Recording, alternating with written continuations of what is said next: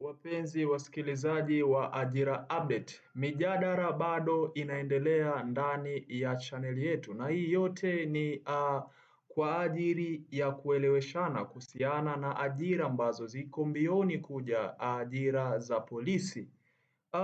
Tureview kidogo ama turudi nyuma kidogo. Mwaka jana ajira za polisi zilitoka mwezi wa tatu, kitu kama kwenye tarehe 21 hivi, na kwenye mafunzo hawakuchukua muda, waliitwa wakaenda kwenye mafunzo, na tunatambua ya sasa hivi tayari wamekwisha maliza mwezi uliopita. Mwezi wa tano wameshamaliza mafunzo ile intake number 1 ambayo ni ya 25-26. Tunasubiria intake ya pili ambayo itakuwa ni 26-27.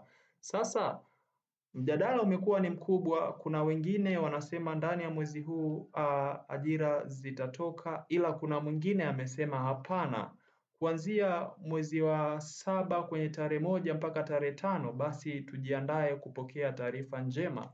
Na mimi ninamuunga mkono kwamba haya majibu wote wanayoyatoa ni sahihi. Mwezi wa 6 au mwezi wa 7 tunaweza tukapokea taarifa njema. Cha muhimu ni kuvuta subira, lakini kwenye skrini yako hapo unaona kuna baadhi ya picha zinapita. Hizi ni picha za askari wa usalama barabarani wakipewa pongezi na mheshimiwa hapo, na kamanda kabisa anawapatia pongezi zao waliofanya vizuri mwaka 25-26.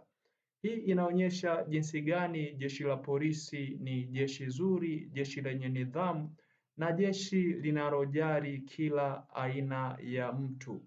Asante sana kwa kunisikiliza, na hii ni Ajira Update. Usisahau kusubscribe na kucomment kwenye chaneli yetu, na kama ujumbe huu umekusaidia basi unaweza kushare na kwa mtu mwingine aweze kujifunza zaidi. Mashallah kabisa, tunaona jinsi gani watu wanavyoonyesha heshima, wanapiga salute, yes, kitu kama hicho. Kwa hiyo nidhamu kwenye majeshi iko ya hali ya juu sana. Na niongeze kitu kimoja, jeshi la watu ambao wanafanya usalama barabarani, wengi naona wanapenda sana, wadada wengi hata kwenye chaneli yetu nadhani watakuwa wanapenda sana kujiunga na jeshi la namna hii. Yes, kwa maana hiyo ukiona hapo inakuvutia kabisa, inakuwa ni mubashara, mashallah.